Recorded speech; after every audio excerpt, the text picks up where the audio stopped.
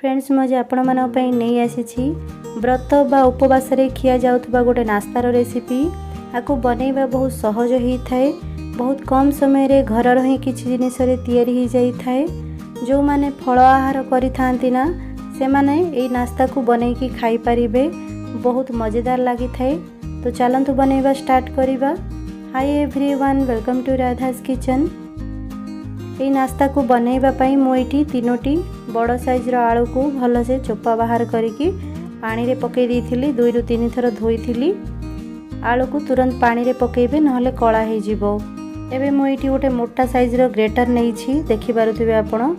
ये आलू को हमें ग्रेट करनबा। ए भली लच्छा परी हबा दरकार। मोटा साइज रो ग्रेटर जदि नेबे ताहले नास्ता बनैकी खाइले भल लागि थाए, स्वादिया लागि थाए। देखंतु एठी मु सब आलू को ग्रेट कर नेइछि। आको तुरंत पानी रे पकेइछि नहले आलू गुडी को कळा हे जाई थाए। एबे आको पानी रे चिपुडी की बाहर करनबा। 2 रु 3 थर मु धोई की चिपुडी की बाहर कर नेइछि। एबे गैस ऊपर गोटे कड़ाई रे 2 रु 3 चम्मच कंचा चिना बादाम को पकेइबा आ आको गोटे मिनिट जाय लो टू मीडियम फ्लेम रे भाजी नबा। आपण चाहिले एथिरे आपनका पसंदर ड्राई फ्रूट्स भी ऐड करि परिबे। मु एठी खाली चिना बादाम नेइछि, आरो टेस्ट बहुत भलो आसी थाए। एबे आको हमें बाहर करनबा। चिना बादाम को भाजी साही सारिछि। सेम कड़ाई रे 2 रु 3 चम्मच रिफाइन ऑयल गरम करिबा। मु एठी खाली दिन रे तयारी करूछि, सेति पे ऑयल व्यवहार करिछि। आपण ऑयल जगह रे घियो नै परिबे। जदि आपण व्रत किंबा उपवास रे खांती ताले ऑयल जगह रे घियो नै परिबे। एबे एथिरे आधा चम्मच जीरा पकेइली। जीरा फुटी सारला परे 2 रु 3टी सुखिला लंका को पकेइबा छोट छोट काटिकी। आउ गोटे चम्मच ग्रेट हेतिबा अदा को पकेइबा। लो टू मीडियम फ्लेम रे सब को हमें किछि समय पे भाजी नबा। तापरे आलू को जो धोई के हमें चिपुड़ी की रखी थिले ताको एबे पकेइबा। देखंतु म एठी आलू को पके नै छी। गैस रो फ्लेम को मीडियम रे रखिबा।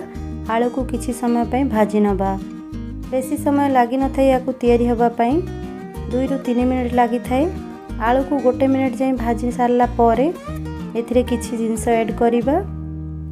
एबे एथिरे स्वाद अनुसार लूण पकेइबा।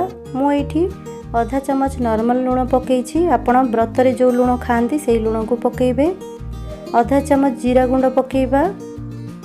2 रु 3 चम्मच दरदरा हेइथिबा चिना बादाम को पकेइबा। जो चिना बादाम को हमें भाजी की रखी थिले ना सेथुरु किछि चिना बादाम को मु दरदरा करिके एठी पकेइ नैछि। भलो से मिक्स करिबा। चिना बादाम रो गुंड पकेबा द्वारा आर फ्लेवर भलो आसी थाए और टेस्टी भी लागि थाए। एबे आकु ढाकुणी लगे कि 40 रु 45 सेकंड जाय कुक करिबा। बेसी समय जाय आलू को कुक करिबानी, नहले आलू रो क्रंचीनेस पळै जाई थाए और खाइबा पई भी भलो लागि न थाए। एडी 45 सेकंड परे आर ढाकुणी बाहर करिकि भलो से मिक्स करिबा। एबे एथिरे भाजी की रखि दिबा चिना बादाम को पकेइबा। आपण आपनको पसंदर ड्राई फ्रूट्स एथिरे ऐड करि परिबे। एठी देखंतु भजा हेतिबा चिना बादाम पकेइछि। किछि धनिया पत्र को छोट छोट काटी पकेइछि। आ अधा लेंबुर रस पकेइछि, माने गोटे फाळ लेंबुर रस मु एठी पकेइ नैछि। आरो टेस्ट बहुत भलो आसी थाए। गोटे चटपटा सा टेस्ट आसी थाए। ए सब को भलो से मिक्स करि नबा। हमर आलू रो नास्ता तयारी ही जाइछि खाइबा पई। एबे हमें गैस ऑफ करि नबा। एई नास्ता को जदि आपण व्रत किंबा उपवास रे खाई तांती ताहले एथि हळदी गुंड पकेइबेनी। आ जदि आपण आकु खाली दिन रे बनेकी खाई तांती ताहले अल्प हळदी गुंड भी पकेइ परिबे। ताहले देखिया पई भलो लागि थाए। फ्रेंड्स एई नियंतु यमी टेस्टी चटपटा और मजेदार आलू रो नास्ता रेडी ही जाइछि सर्व करिबा पई।